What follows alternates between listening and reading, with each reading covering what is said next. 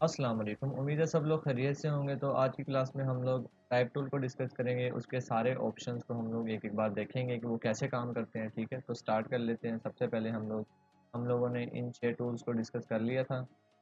तो अब हम आ जाते हैं करैक्टर पैनल में, क्योंकि एक टाइप टूल का ये करैक्टर पैनल हिस्सा है। तो सबसे पहले हम इसको देख लेते हैं। तो इसको मैं यहाँ से बंद कर देता हूँ।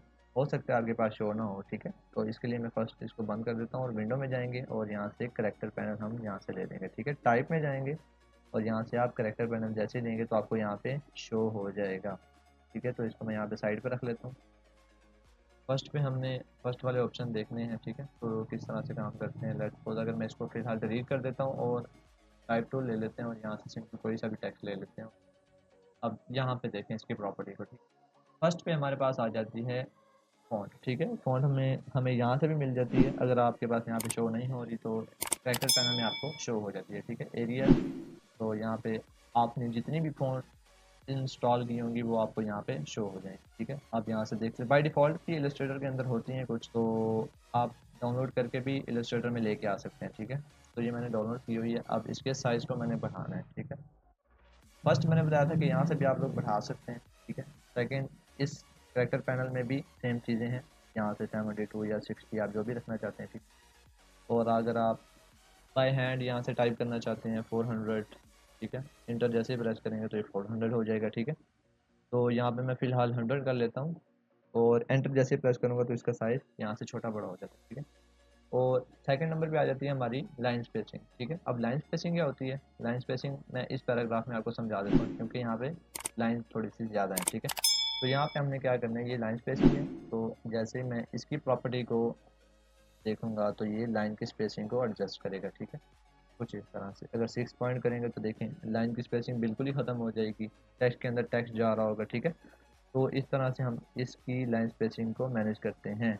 अगर आपको ज़रूरत पड़े कि स्पेसिंग आपके पास जगह कम हो और स्पेस आप इसकी कम करना चाह रहे हो तो यहाँ से आप कर सकते हैं। सेकंड नंबर पे आती है वर्ड की स्पेसिंग, यानी इन वर्ड के दरमियान स्पेस कितनी होनी चाहिए, ठीक है। तो आप यहाँ से अगर मैं किसी वर्ड को सिलेक्ट करता हूँ, लाइक इसको सिलेक्ट कर लेता हूँ और मैं चाह रहा हूँ कि इसकी स्पेसिंग थोड़ी सी बढ़ जाए, ठीक है।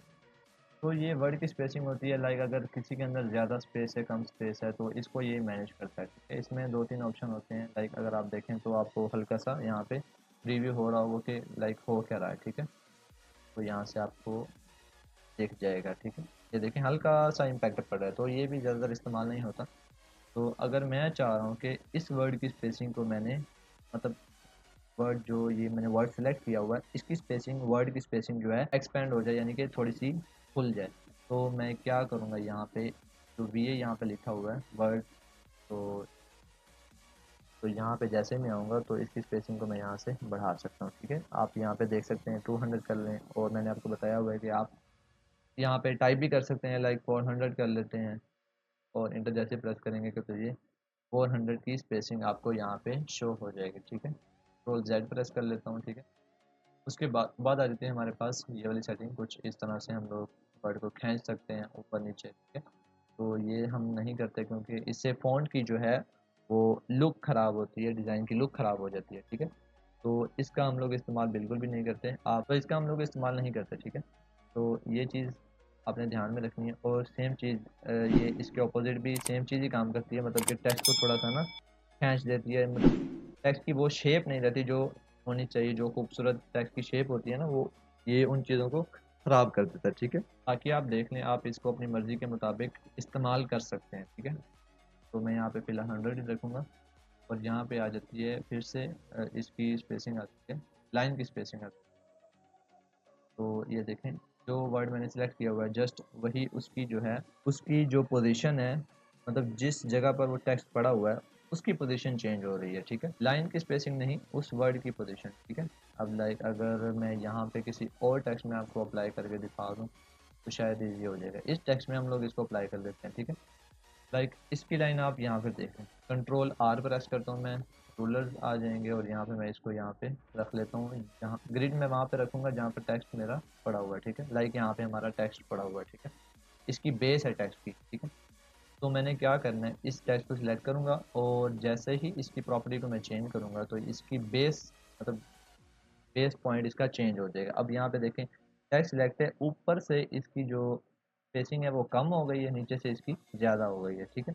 तो ये टेक्स्ट की बेस के पॉइंट को ऊपर या नीचे करता है, ठीक है। उसके बेस पॉइंट को हम लोग ऊपर नीचे कर सकते हैं, जैसे कि आप इस शेप में भी देख सकते हैं कि टेक्स्ट की जो बेस होती है हम उसको ऊपर या नीचे करते हैं, ठीक है। तो इसका भी हम लोग इस्तेमाल देख चुके हैं, तो इसका भी आप इस्तेमाल कर सकते हैं, ठीक है। तो नेक्स्ट मूव करते हैं हम लोग। तो यहाँ पे मैं एक जस्ट सिंपल सा टेक्स्ट ले लेता हूँ। अब देखें, यहाँ पे मैंने टेक्स्ट तो लिया, बट सारी प्रॉपर्टी इसकी इसमें आ गई है, ठीक है। हम क्या करते हैं, जो टेक्स्ट के अंदर जो भी प्रॉपर्टी होती है जैसे उसको सिलेक्ट करने के बाद उसको अनहाइड कर देते हैं, मतलब उस इफेक्ट को हम लोग ख़त्म कर देते हैं, ठीक है? अब जैसे मैंने एम्प्टी जगह पे क्लिक किया और ये 100 ही रहे और लाइन स्पेसिंग भी 8, ये भी मैं 0 कर देता हूँ, ठीक है। और इसको भी जो भी आपने प्रॉपर्टी अप्लाई की होगी ना, तो वो अब नेक्स्ट टेक्स्ट में नहीं आएगी, ठीक है, कुछ इस तरह से। तो ये चीज़ें आपने ध्यान में रखनी है। लाइक अगर आपने कोई भी जो हमने इफेक्ट इसके अंदर अप्लाई किया था, अब सेम इफेक्ट इसके अंदर भी अप्लाई हो सकता था, ठीक है।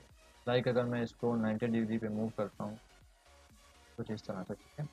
तो अब जब मैं न्यू टेक्स्ट लूँगा तो वो भी सेम 90 डिग्री पे मूव हुआ हुआ होगा, ठीक है। तो इसका आपने ध्यान रखना है। तो इस तरह से टेक्स्ट अगर आपके पास आए तो आपने यहाँ से मेक श्योर कर लेना है कि आपकी यहाँ से प्रॉपर्टी, तो कुछ इस तरह से अगर टेक्स्ट आपके पास आता है तो आपको पता लग जाना चाहिए कि ये किस जगह पर प्रॉब्लम आ रही है। तो आपने करैक्टर पैनल में आना है, तो यहाँ से इसकी जो भी प्रॉपर्टी होगी उसको आपने सेट कर लेना है, ठीक है। नेक्स्ट मूव करते हैं, हमारे पास यहाँ पे डबल टी का ऑप्शन आ रहा है, इसका मतलब होता है कोई भी वर्ड। अब देखें यहाँ पर भी सेम तरीके से अप्लाई हो गई है, तो इसको 0 कर देते हैं। इसको हल करने के लिए यहाँ से ही 0 कर, तो इसकी फ़ॉन्ट सबसे पहले हम लोग चेंज कर लेते हैं ताकि हमें चीज़ें समझने में थोड़ी सी आसानी हो, ठीक है। जैसे ये सिंपल सा वर्ड है, तो मैंने अगर इस double T all caps lock, ठीक है, तो इससे क्या होगा कि तमाम वर्ड मेरे कैपिटल हो जाएंगे, ठीक है। मैं जैसे इसके ऊपर डबल क्लिक करता हूँ तो देखें तमाम वर्ड कैपिटल हो गए हैं। नेक्स्ट पे हम जैसे क्लिक करेंगे तो फर्स्ट वाला कैपिटल रहेगा, बाकी स्मॉल में हो, तो कुछ इस तरह से। ये बहुत ही अजीब सी फ़ॉन्ट होती है, ये ज़्यादातर इस्तेमाल नहीं होती, ठीक है।